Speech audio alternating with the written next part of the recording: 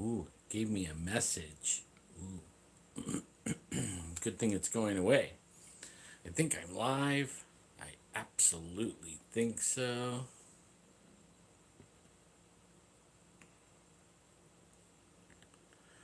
Hi, Renee. How are ya?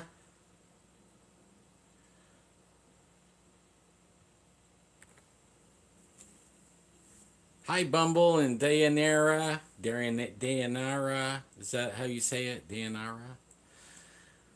So how are y'all? Like my new hat?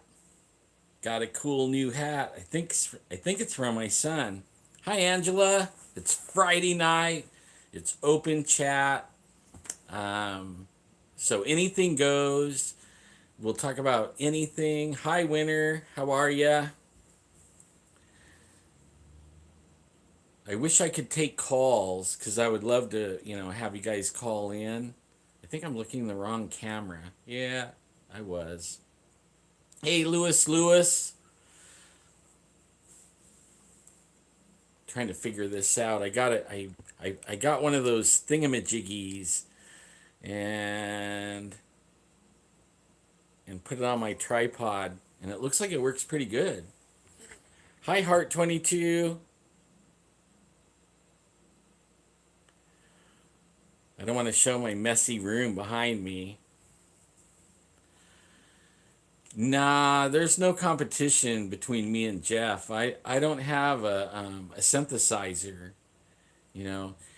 And I really I should ask you guys. I should do like a poll for you guys. Should I make a really cool intro and put music on it and all that, like a really fast one, like, hey, we're in the Squatch zone and we'll be right back, or something like that, and then and then go into it? Or should I just leave it the way it is and just be kind of cool with it? I like it the way it is, like right now. Just I go live and chat with everyone. We talk about stuff that's interesting, hopefully, to everyone. In fact, Bobo posted something today saying he's going to do a live stream, and I told him, hey, I got a lot of experience at it. Maybe I could help you out. And he's like, sure. He goes, if I need help, I'll give you a shout. He probably will too. So you say leave it. I like it the way it is too. I like simple. Yeah, well, Jeff, he likes to talk about himself a lot. Like it's only him, he's the only one running the show and all that. And even when I was there, I felt like it was all him, and I had to break in to talk. So it's kind of nice that we're out, that I'm not doing anything with him anymore. I enjoy it more. I do like he doesn't call me to go out on the investigations as much, but only I have guys I go out with all the time, and I already know where to go. In fact, I have a bunch of places now that springtime is coming and the snow. It's probably going to be another, probably early June before we can really go out and get in some areas I want to go to. But at least we still have the squatches running around down here in the valley, right down the river and everything. Now, hopefully, I gave everybody a wrench, but I don't see wrenches on everybody. I'll have to try and figure out how to make that, put wrenches on everyone. Because I thought that wrench thing was kind of cool. And I would be outside. I was going to go outside, but my nephew decided he's going to weed whack, and I didn't want to compete with the weed whacker. So I threw a light. Let's see, I threw a light up and threw this thing on the tripod. I bought a 4.99 little mount that mounts to the tripod, and I'm just gonna sit in my room and hope you guys don't like see all the dirty. My wife thinks it's dirty, but really it's not. Just a few things laying on the bed. We were out and about most of the day, so it's got like a backpack and a purse and a couple of things, that we took with us today. I really would like one of those mountain bikes, but they're real expensive. Hi, Connie.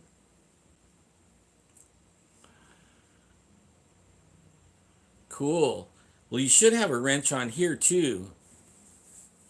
I gave everybody a wrench. I know that. Oh, there, Bulkan got a wrench. Anybody that was in chat last week, I wrenched. Gave you a monkey wrench. That way you could throw a monkey wrench in anybody's thing. Let's see.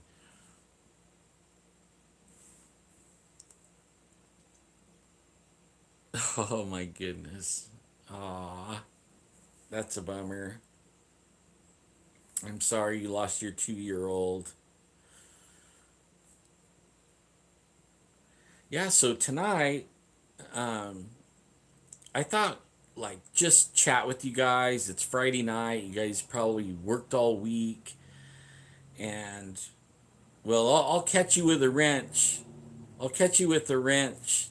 Uh, After I can't do it right now. I don't think. I'm not sure. No, I can't do it right now. Wonder if I can zoom in. Oh, I can. Huh? Wow. Ooh. Whoa, that's a trip. I'm still learning the phone.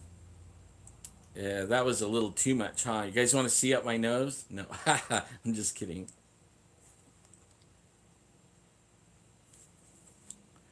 Yeah, so I thought like it's Friday night. Hi, Bobby Joe. It's Friday night. I have a feeling you guys have like a bazillion questions for me since I've been gone for a while. And I thought I'll let you guys question me and we'll answer it if I think of anything, you know. You need are you cultivating worms? I'll do a worm show. We'll talk about worms. It's open live chat. Hi, Jan. Worms. Well, I'll tell you, worms are easy. And make sure you get the red worms because they're more hardy and it's hard, you can't kill them.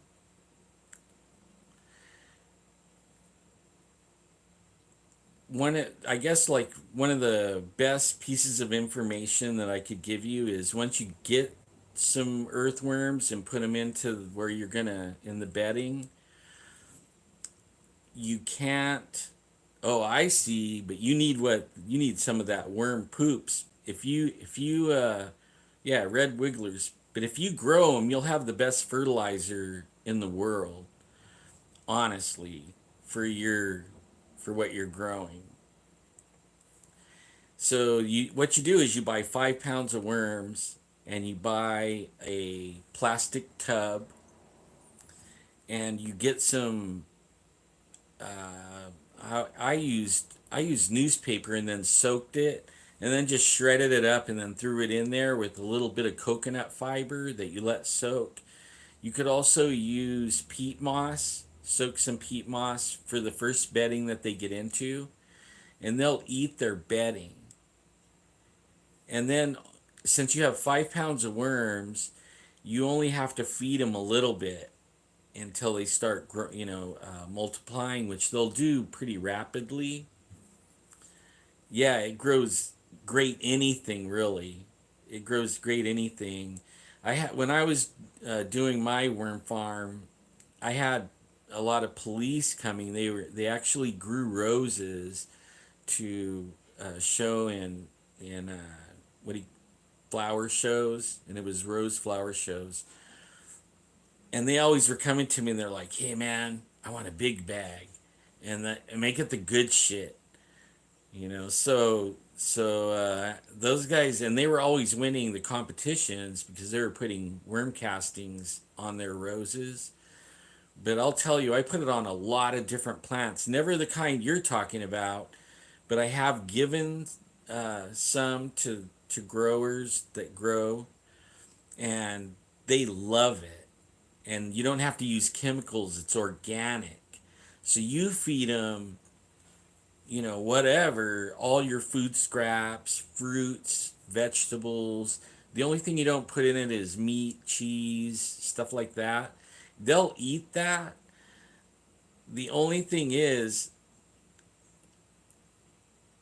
it causes maggots to get in your bedding. So don't give them anything like, that would cause maggots or anything. So no cheese, no dairy products, no meat, but keep it all vegetable matter, fruits and vegetable matter, manures. Like if you could get a hold of some rabbit manure, cow manure, horse manure. Horse manure, they love horse manure. Just remember when you get manures, either you have to compost it before you feed it to them, or my favorite thing was I got a garbage can and I put the manure in it and drilled holes in the bottom of the garbage can. You fill the garbage can up with water and then let it drain out a couple times, and it'll get the salts and the ammonia and stuff like that out of the manure, and then it's safe for the worms. And then just feed like a couple of inches, on the bin. Don't pile it way up, because if it's fresh manure, it'll start composting. That'll cause heat, and then that'll kill your worms. But if you just put a little bit at a time, and they'll eat that, and I'm telling you right now, you'll have the best weed ever. Top shelf stuff. Honestly, it'll be the best. And when I had my worm farm, I had 50 4x8 by 2 feet tall bins. 50 4x8 by 2 feet tall bins. And then I had about a dozen 4x4 by 2 feet tall bins. And I was only selling the castings, and I was making about 11,000 a month. So if you guys have a little area and you want to make some extra money and it's easy, grow some worms and sell the castings. Everybody likes the castings, and it's almost like drugs. You can bag up, a little baggie of castings and tell the people to sprinkle it liberally, because it won't kill the plant like other fertilizers. You could grow a plant straight in the castings and it'll grow, it won't kill it. But you want to just, like, if you're mixing it with potting soil, mix it 3 parts soil to 1 part castings, and that's like the best mix for anything, right? Exactly. You give them a dime bag of poo, tell them how to use it, and they'll come back and buy it from you. And they'll buy it and buy it and buy it. They'll tell their friends. I never had, like, I had would make big piles of castings about once every 45 days, cleaning out the bins, and it would run out in a week. And so every 45 days, the highest I ever made was a little over 13,000 in 1 month. The average was about 11,000 a month selling the castings. And then we started doing tea, and that might be what you like. If you're doing hydroponic instead of growing it in dirt, you can take the castings, 1 cup of castings, put it in a paint filter in a 5-gallon bucket and soak it for like 5 days, like tea, and make a tea, and then water all your plants with it, and it'll freaking go. Plus, your castings last longer because you're not putting the straight castings on, and in the water, the amoebas and all the little good bacterias and all the stuff, the minerals and everything that the plant needs, it'll be in it, and it'll directly immediately go to the root system, and the plant will draw it up, and you will have awesome plants. And I don't care what kind of plants, any plant, trees, anything. So you should do it, man. I'm saying do it. You could take 5 regular tubs and grow 5 tubs of worms and just make the tea, and you can make a ton of money right where you are. Everybody will buy the tea from you, honest. That was something I was breaking into. That's when I got hurt and I couldn't do it anymore. That was one of the things I would do, to make money. Let's see, this thing's like making me stretch my neck, so I'm gonna lower it a little bit. Redwoods with pineapples. Ooh. One thing that didn't grow well with castings was palms. Sago palms, any kind of palms. It was too much nitrogen for them. Yeah. But anything else, any other plant, loved it. So I would say go for it. And if you need any help, um, any kind of, you run into a problem or anything like that, you can always message me on Facebook or get a hold of me, put a comment under a video or something, and let me know, and I'll get right to helping you out. Anyone really, anybody on here. So there you go.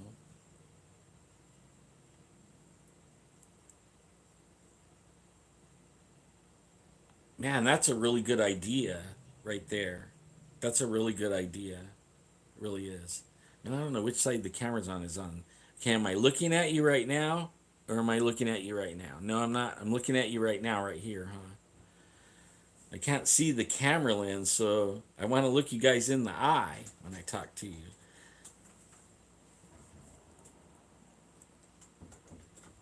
Yeah, so it's Friday. I am going to go out this weekend and do some researching. I have a few places in mind, and I'm going to take the little action camera. Yeah, that's the worm poops, you know. I never tried that, but you can if you want. You can if you want. But you could feed them coffee grounds. You could feed them paper plates, napkins, paper bags, newspaper, all your vegetable scraps, all your gardening scraps, everything like that. You could. So I mean, it's totally. If you guys want to make extra money, like with I was saying, 5 tubs of worms and only make tea with the castings, you can sell it for $10 a gallon. The tea, and your neighbors will go nuts. Give them like a 2 liter bottle of it, and say, "Here, try this on your plants." 3 weeks later, they're going to be banging your door down, wanting more, a lot more. And you can make 5 gallon buckets at a time. It takes like 3 or 4 days to make, and you could be making big money. I don't know. Where do you want to go, Adolf? I'm open, really open. I was thinking one of the rivers, something like that.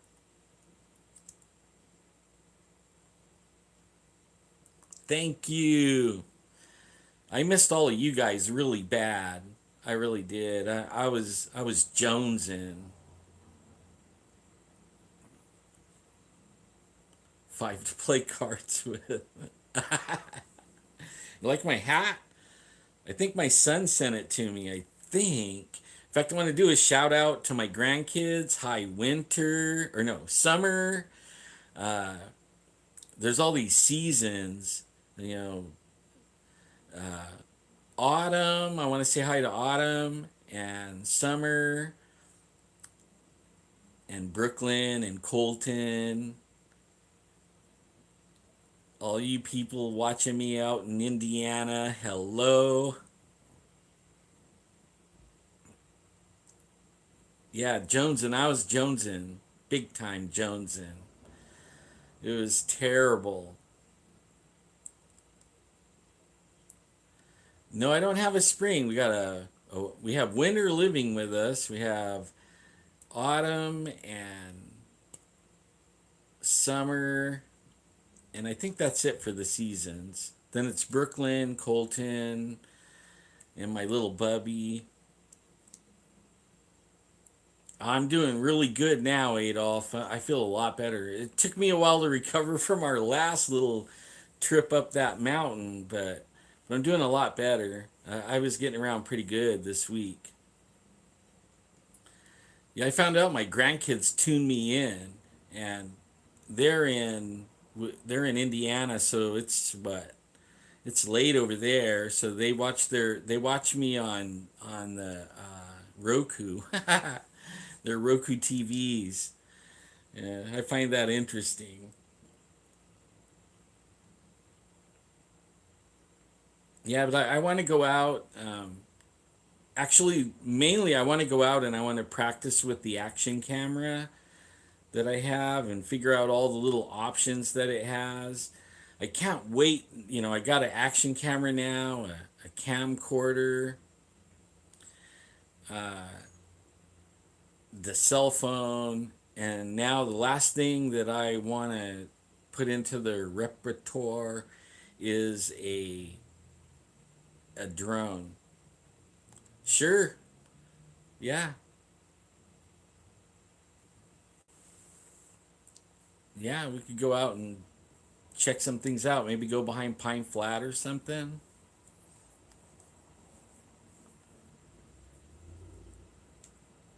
But go out and I really want to try the phone. I want to stay like in a service area because I want to try the going live out in the areas and see if it'll connect.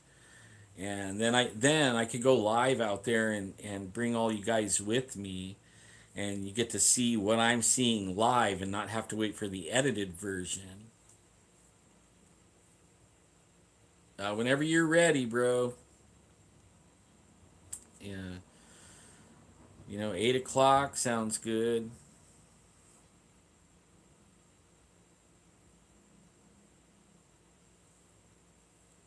Well, I got my van fixed, so I could drive around if I had to, but it's more fun with other people. You know, it's a lot more, and I feel safer too. Like when I get in areas where the Bigfoot are, I don't like to be by myself. I know some people like it, but I don't. I like to be with two people. They stay at a distance. You're all by yourself, that's too vulnerable for me. I don't like the vulnerable.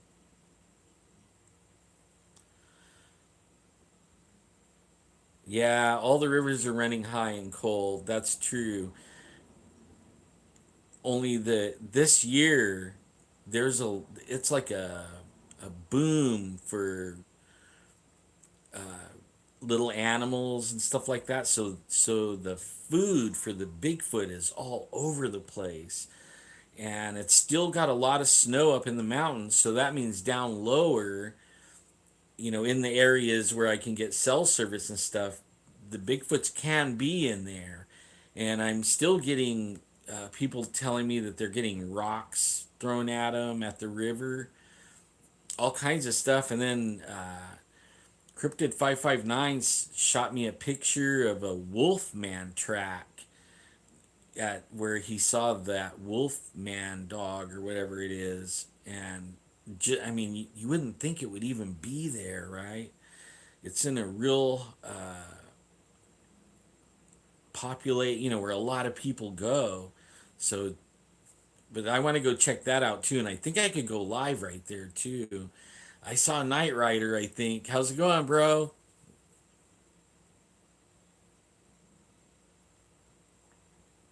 Yeah, Night Rider. What's up? I see him. My chat disappears. We make up words as we go. That's what makes it fun. Yeah, I'll text him. I'll see if he wants to. Maybe he'll meet us somewhere out there. Is that's fun.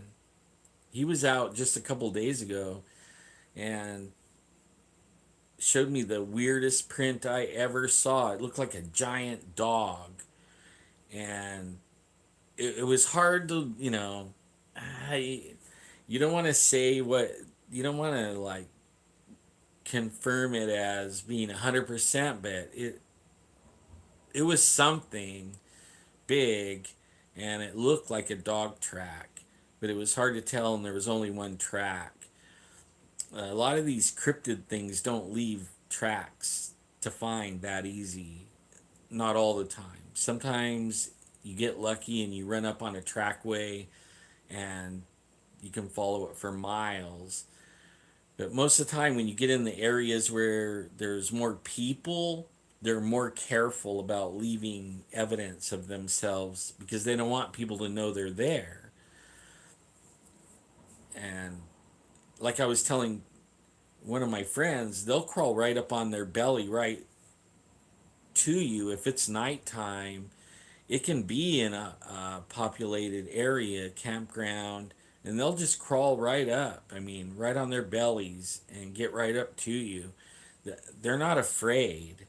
It isn't that they're afraid of people. It's just that they don't want to be seen. And he was saying, well, he doesn't believe in Bigfoot, and I told him, like he says, well, why doesn't people bring more tracks and this and that? And I told him, listen, he grew up camping and fishing and playing in the mountains all the time his whole life, and he's now, I don't know, 37 or something like that, and he never seen one. Well, okay, if I grew up, and I did, but just say he grew up in the mountains all his life, and he decided that he was going to run around out there and hide from everyone, I bet he could hide as good as a Bigfoot. I mean, humans are smart. You could, if you grew up in the mountains, or, you know, in the country and stuff like that, you know how to avoid people and be really close to them and never let them see you. So if you could do it, they could do it, and they were born out there. That's where they live. That's where they eat and hunt and everything. So they're going to be 100 times better than us at keeping hidden from view, even in the day, even in the night. And so when they want you to know they're there, they'll break a limb or they'll throw a rock or they'll scream or something. You haven't seen a Bigfoot? How do I make that? How do I make the chat come back? Oh, it disappears so fast.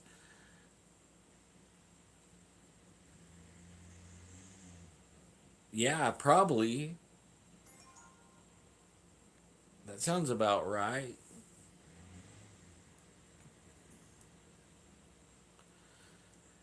I bet they're all around that, in Boston.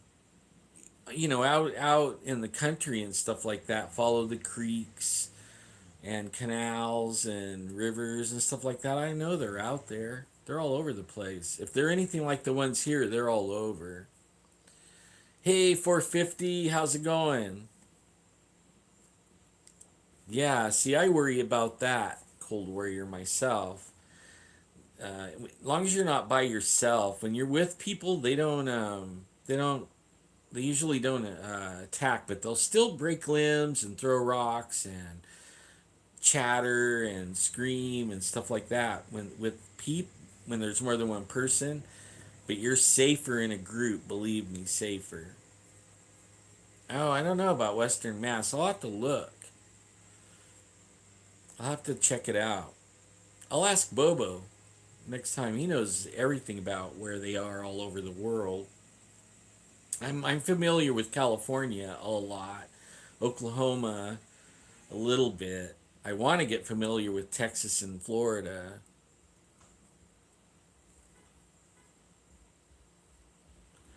Brown Springs, where is Brown Springs?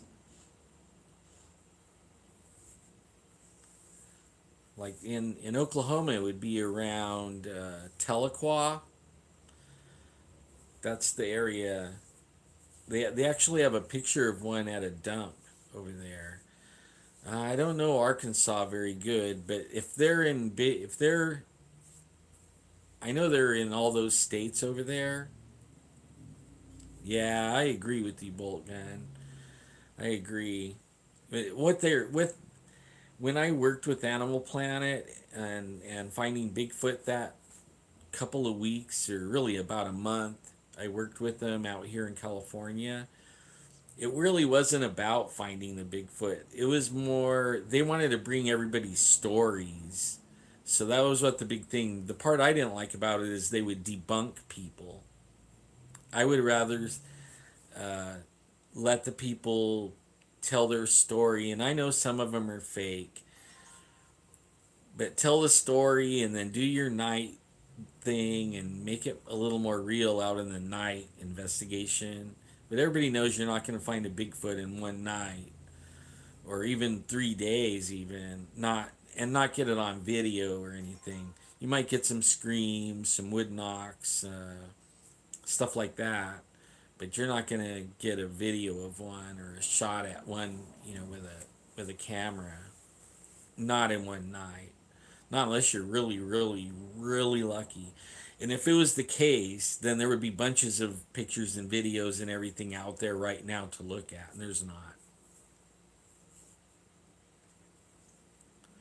Right? Yeah.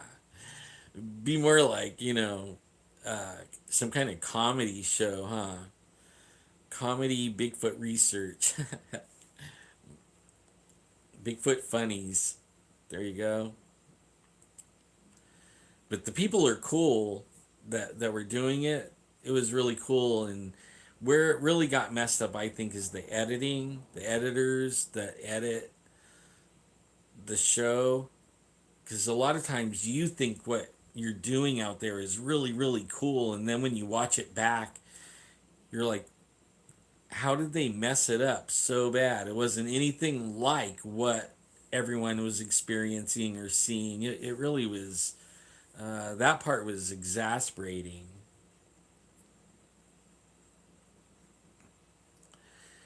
I hear he got a TV gig.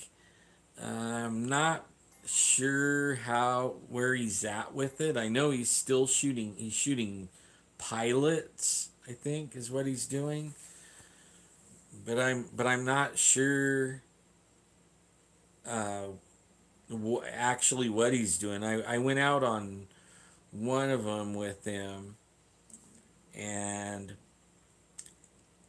it turned out to be I what I thought I was there for and what I was there for was two different things. So it wasn't what I thought I was there for, and I don't want to bag on him or say anything negative or anything. I wish him well on what he's doing.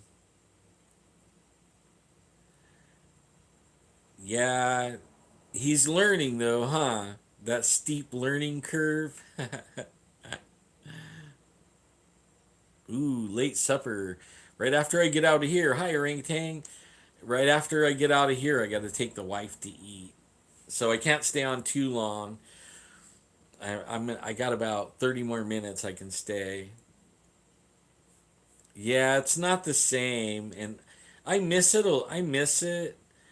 What I don't miss is the deadlines that he puts and impatient. He gets impatient all the time, and I don't miss that.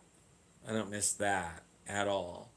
And all the problems that happen before you go online, because I would show up maybe a few minutes before we go online, and I like to actually like to set up right now, even though I'm set up just with a cell phone and a light.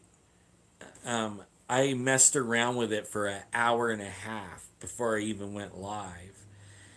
I wanted to make sure the shot didn't show this or that, and I wanted to make sure it worked and I had enough light and all that.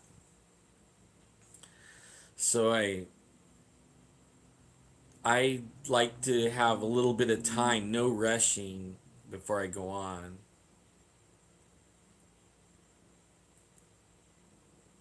I like Canadians. I want to go squatching in Canada. There, I have a lot of friends in Canada. I even have some relatives in Prince Albert, somewhere over there. They own a lake over there. I keep on missing the. I keep on. There it is. I will, Orangutan Island. I will. I'm not a. I don't hold grudges and stuff like that. See, I died once and I went on the other side, and I know that how we are here counts when you get over there. And one of the things that you learn real fast if you ever get to visit the other side and come back, the things that are important here to us, that's not important over there.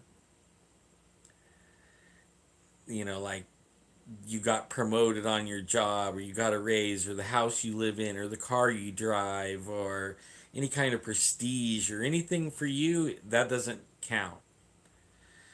But it's how you treated everyone. That's what counts. Being real, being able to forgive, being able to love people. That's what counts over there. Way big, way big. Even the smallest little gesture of kindness is huge over there. Huge. And so that's how come I don't want to go. I don't want to go on the other side and then have them say I didn't do the right thing when I was here. I want to do the right thing when I'm here. So when I'm standing in front of Jesus, I get hugs instead of glares. You know what I mean? That's right. I mean, I didn't have that always. I was a drunk ass bite when I was younger, and in fact, that's what got me finding God. I couldn't stop, and I was in jail. That I tried to run over a bunch of people with my car. It was actually a fight with about three people, and I was doing all right. And then one of them did a gang whistle, and the next thing I know, there was 25 people running at me. And I thought, okay, I can't win that fight. So I ran and got in the car, jumped the curb, and I chased him around. And I really was, I think, trying to run him over. I can't really remember too good. But I woke up in jail, and they were telling me that I was going to be in jail for 30 years because every 1 year for every attempted manslaughter with a vehicle. And then 6 hours later, they came in and told me that they were going to let me go because the DA figured that it would punishment would be better if the gang doled out the punishment because they were going to get me. And they arrested 5 of them too. And they let me out. I never seen them again, but out in the park, there's in the courthouse jail park out there. I was sitting there and I called everybody I knew, my wife, everybody. My wife said she was leaving me. I lost 2 jobs, right? I got fired. All my friends didn't like me because everywhere I went, I started fights. So I was sitting there and I said, if there's a God, if you're real, then you have to take this from me because I can't stop. So if you're real, take it from me. And when I woke up the next morning, I was different. I haven't had a drink since April 26, 1986. And that changed me. I mean, totally changed my life.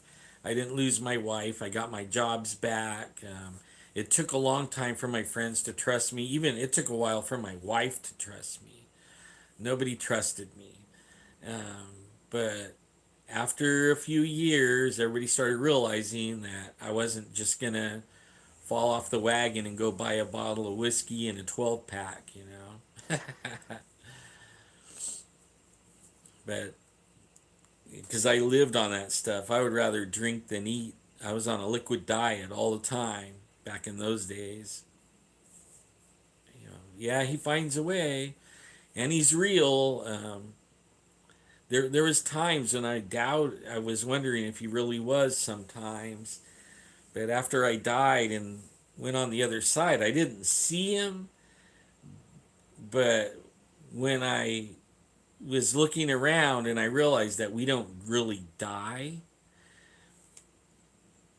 that means that all that's real. Everything the Bible talks about is real. There is a place over there. You don't die. Your body dies, but you go somewhere. And I want to make sure when I go over there, there's no chance of me going to the other place that it talks about. So I work really hard at trying to be a good person and all that. It's easy now. A long time ago, it was really hard. Hi, Daytona. Yeah, April 26, 1986. I was married 9 years by that time. I didn't see any relatives. I saw these two light beings. They glowed light, and I was kind of playing around. By accident. I figured out that I could travel at the speed of thought by accident, and when I realized that I had gone away from where I landed or where I came to in this valley, I thought, oh my God, what if I was supposed to meet somebody, and I messed up. Now I'm real far from there because I kept moving with my thoughts. And as soon as I thought that my thought was, I should have never left that spot, I should be back, I should have never left, I should have stayed right there. As soon as I thought that, I was right back in that spot. And there was those two light beings there. And then they asked me mind to mind. One of them said, "Are you done?" And I thought, "Oh my God, I don't know what he's talking about. Am I done doing what? I didn't do anything yet." There were so many things that I realized that you could know everything. You could go anywhere by thought. I mean, I hadn't even begun. What do you mean, am I done? And then the other one said, "What about your grandkids and your kids?" And then as soon as I thought, "Whoa!" And I started thinking of them. All of a sudden, I felt my body being sucked backwards, and it was like, and I flew and slammed into my body and opened my eyes, and the doctor's face was right here, and he was yelling at me like, "Stay with us, stay with us." And then I conked out, and when I woke up, I was in the ICU recovery, and they told me I still had my leg. I was so happy, man. I still had a leg, and life was good, except for that was the beginning of a new life, actually, for me. It was one where I couldn't fend for myself. I couldn't earn anything. I mean, I lost everything because I couldn't do anything. And here it is. That was eight, and it was like a bad April Fool's joke. That happened to me on 2000, April 1st, 2000. That's when that happened. So here we are, almost 19 years. In a couple of days, it's going to be the anniversary, my 19th anniversary of uh, my life being changed, turned upside down.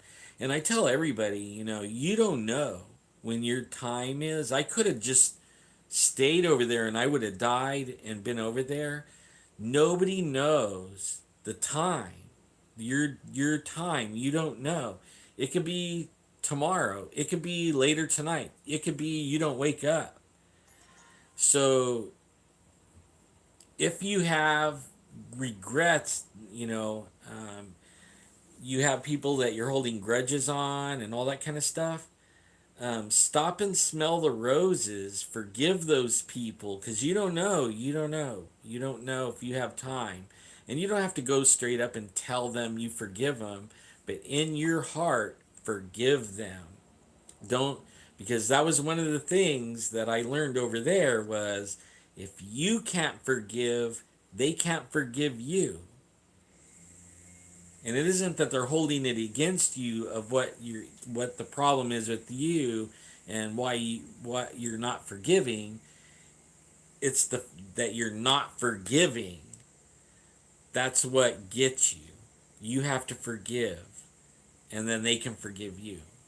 And that's what I learned over there in that side, in that realm, the one that we live forever in. This is a short place, short term. We're all short time in here. Over there, that's where we were really created to be at, for reals. I mean, we were created to be there with this body and everything, but we screwed up. Our ancestors screwed up, and that's how come the world is the way it is today. Yeah, ego, man. That's a tough one. Vanity, because you like to be proud, but only you can be proud of yourself. You can be proud of yourself for forgiving people. You really can. I mean, that's a hard thing. But you also have to realize when you hold grudges like that, it doesn't hurt them. They're running around doing whatever. They're all happy. That grudge is only doing one thing, and that's killing you. It's eating you in the inside out. And just remember that. Like, they don't feel it, okay? They don't feel it. They only feel it when they're near you and you're being vile or, mean. Otherwise, they don't feel nothing. But inside of you, it's eating you on the inside. It can be the start of cancer, any kind of health problem. Just remember, I mean, you forgive people and you may be able to carry on and live a long time. And if you're holding grudges and being real vile and stuff like that, you're getting eat up on the inside. You might have a short life. And where you go on the other side, you might have to go through, I don't know what, because I didn't see that part. But if you go on YouTube and ask, or, put those words in, there's a lot of people that did go to that part. And they'll tell you their story too. But yeah, and I'm pretty passionate about it because I have to live every day like that.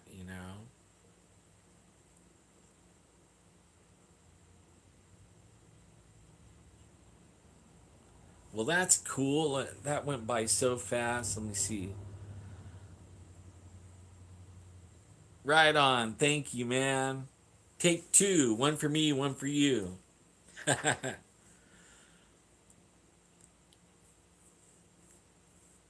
Yeah, so I have like 12 minutes left. What do you guys want to talk about? 12 minutes.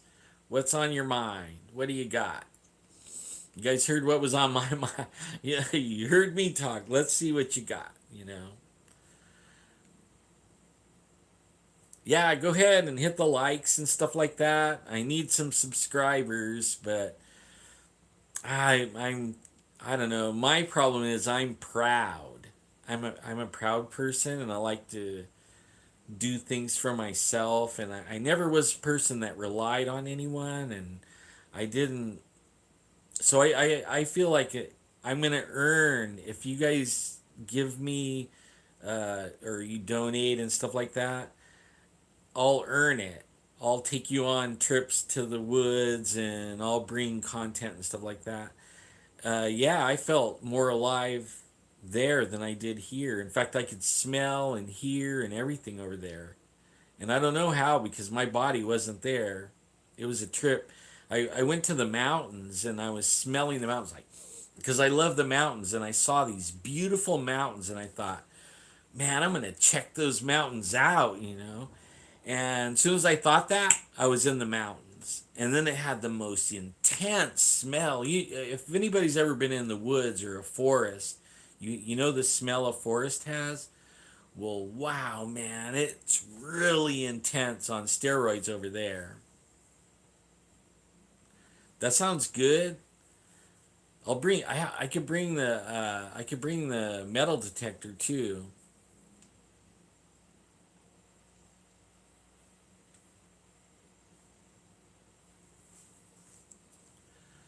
See, I didn't catch that. The words come up and then they go away. I wear my Squatch shirts at work all the time. Yeah, right on, Cold Warrior. Not good or hot. Not cold or hot.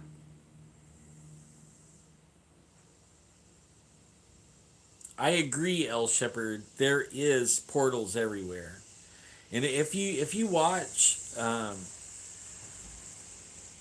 if you go, I think it's called Team Squatchin, or it's Doctor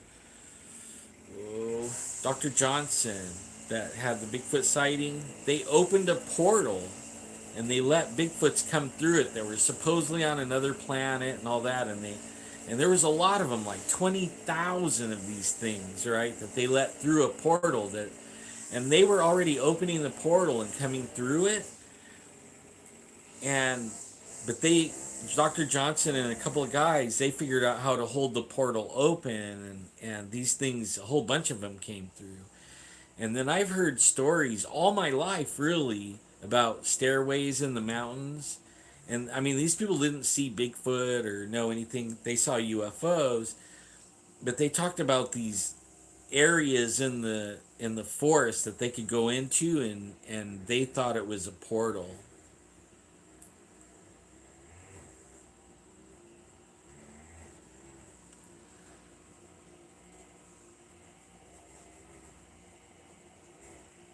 No, I couldn't. It was like the perfect temperature everywhere. That was, and everything was green and everything was blooming and there was music all over the place. Everything was alive, even the rocks. I don't know how to explain that, but everything was alive. Everything. And I didn't want to damage anything when I was there, so I was trying not to step on the grass and stuff because I knew that it was alive. Is that, I know that doesn't make sense, but one day we'll all be able to go and wander around and check it all out and know all about this stuff. Uh, I can't wait, really, because I live in pain daily, and over there was no pain. And traveling at the speed of thought, I mean, can you imagine the universe? We really don't know how big it is, right? It's unimaginable, unfathomable, blah, blah, and it's huge. And we'll be able to travel from one end to the other in a thought, a blink. Like, oh, I want to be over there. Bam, you're there. Can you imagine? Can you imagine? That's why I say there's no ghost. When you're over there, time is different too. There's no time like we know time. It, you know, and like when I thought of my grandkids, when they said, "What about my kids and grandkids?" and when I thought about them and started sucking backwards, I actually could know what they were doing. But because I was moving so fast, I quickly really wasn't thinking about them as much as like, where am I going? Like where I was zooming so fast, and when I slammed into my body, I mean, I absolutely slammed in. I'm not sure if the slam was me slamming into my body or if it was those things they put on you and go, you know, the paddles, clear. I don't know if it was that and that's what jarred me in. I don't know. I have no idea. But yes, sir, you were right. I didn't feel any cold in the mountains. Now I do. I do now, but I didn't then. Yeah, man, pain-free days for me are really rare. Sometimes I get up and it takes like 2 hours to get myself rolling. It aggravates a lot of people around me because they think they can just jump and run.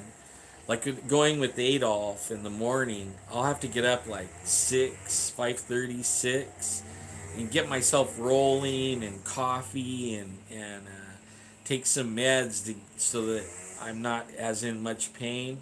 By the time Adolf rolls in, I'll be ready to go, and then I'll bring meds with me just so that I can keep going throughout the day. It really it sucks so bad. Yeah, slow on the rise. And then when you get in bed, sometimes nights are the worst because in the day there's distractions that distract you. So you're in pain, but you can kind of not think about it because there's things to do like this or any, you can play games or have conversations or whatever.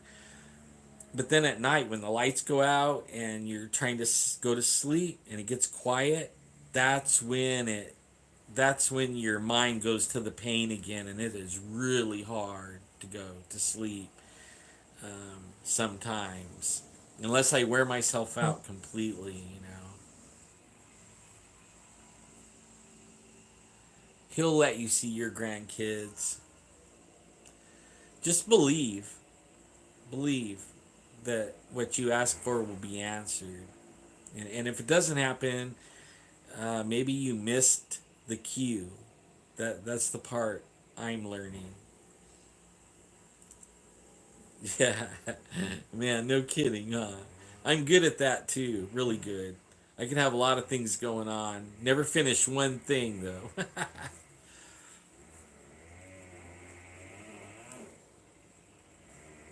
I was gonna go outside, but can you guys hear the weed whacker? I'd rather have my weeds whacked, so I'll stay in here. Yeah, pain has stole a lot of my friends. What my friends? I after I got hurt, after I got hurt, I met some people because the disease I have is very rare, and not a lot of people have it. It's the highest pain known besides like having a leg amputated or an arm amputated. So I found other people that have the same thing I have, and we're learning off each other and helping each other through pain and stuff like that. And five of them out of 40 something of them, five of them already commit suicide. So that kind of that kind of bummed me out. And I understand though, but I understand a little bit. I don't even in the worst pain. I don't think I could take my life. I've thought about it a few times when the depression, you have to fight the depression that because you can't do this and you can't do that and you can't. There's so many can'ts. You have to focus on what you can and forget those can'ts because you'll go in depression and then you're really in trouble. I haven't really noticed music doing anything. Hey, Cryptid, you want to go out tomorrow? Adolf's going to pick me up at 8. You want to go with us? We can meet you somewhere or something. Or we could all meet here. Meet at my house.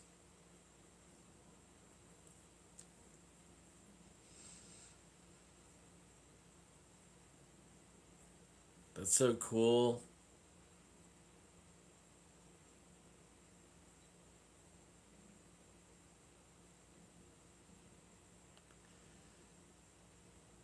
Yeah, you're. Thank you, and yes, depression's sometimes the worst.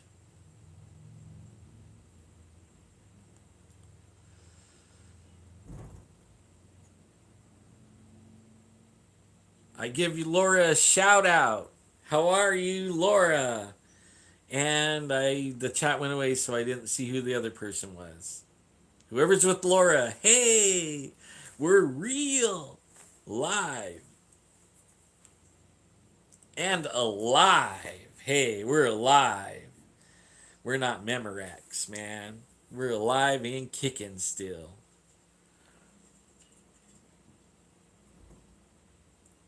You did? You went up the mountain today? Sweet, dude. Right on. I can't wait until I'm gonna have to figure one day, okay? I promise you guys. Maybe next week I'll spend 3 or 4 hours in here and I'll set it all up so that I could go live with my computer and I'll share some of these pictures and things that we have. And I want to do it live so I could get your guys' reaction and answer questions and stuff like that. Maybe I could get Cryptid in here and sit with us and Adolf, maybe we could sit somewhere and all chat about it and share the pictures and bring you guys into the conversation and stuff. I'll have to see what I could do.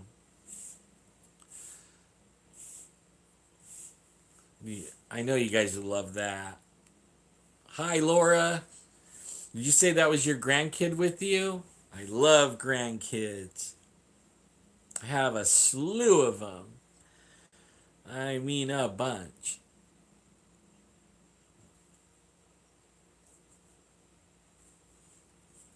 Yeah, I think it would be cool.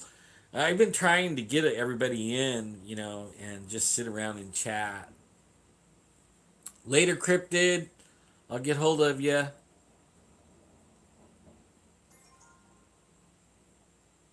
How many? Oh man, I got way more than two. If I count with the foster kids, which I count, my wife likes to stick with just the biological ones, and there's like, oh man, 6 kids. So I don't know how many there is, but if I go with foster kids and everything, there's about 22. And I think there's probably 15 or 12 or 15 biological ones. Like, I have to take my shoes off to count them all, you know?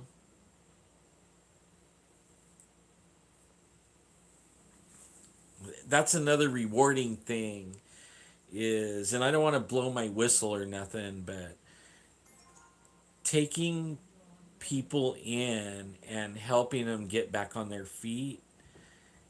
They're like throwaway people, Everybody, nobody has time for them, and we take the time and we help them out and get them back on their feet. And they have kids, and then they bring their kids over, and they're your kids.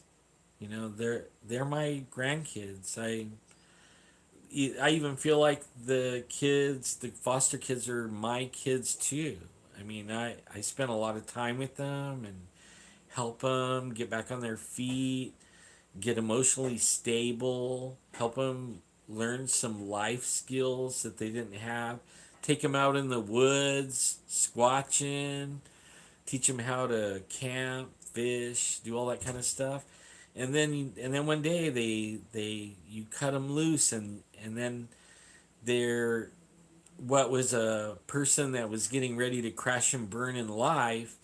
Now they're all working, and they're getting jobs and families, and they're on their own. They come by and show you the car that they bought and all kinds of stuff. I love it. I absolutely love it. I love watching people do it. Hey, Juice, what's up? IBQing? Ah, man, yummy. You're talking about barbecuing, I hope. And I love barbecuing. If you go on my Facebook, yesterday I was playing around with the camera, but I was barbecuing, and I showed all the barbecuing and everything from the start to the finish. I and was posting it on Facebook. It was pretty fun.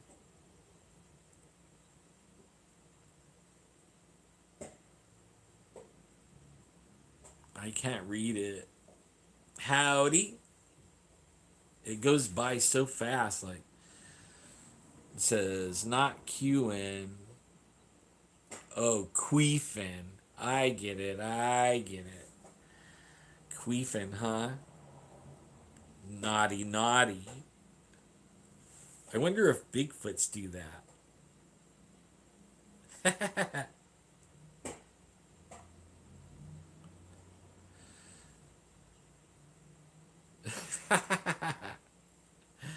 I wonder if there's gay Bigfoot.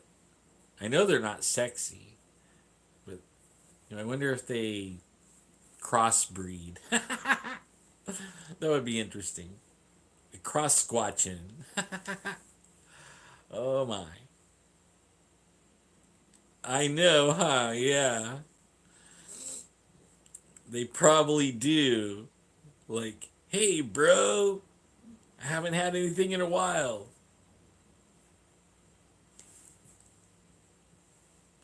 Like, okay, I'll let you do me if you let me do you. No. Oh, I shouldn't be saying that. My grandkids are probably watching. They're probably all busting up too, huh? Yeah. Well, you guys, I hit my time. My wife keeps on looking. I gotta go. Cold Warrior, it was good seeing you, man.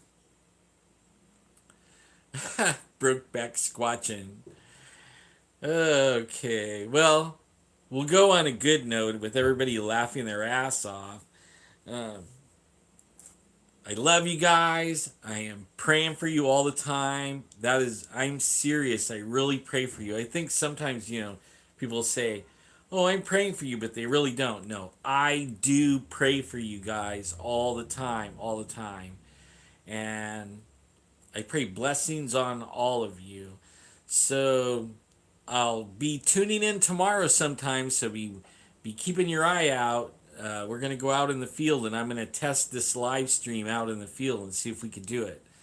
So, anyways, you guys. Okay, see you in the morning, Adolf. Love you guys.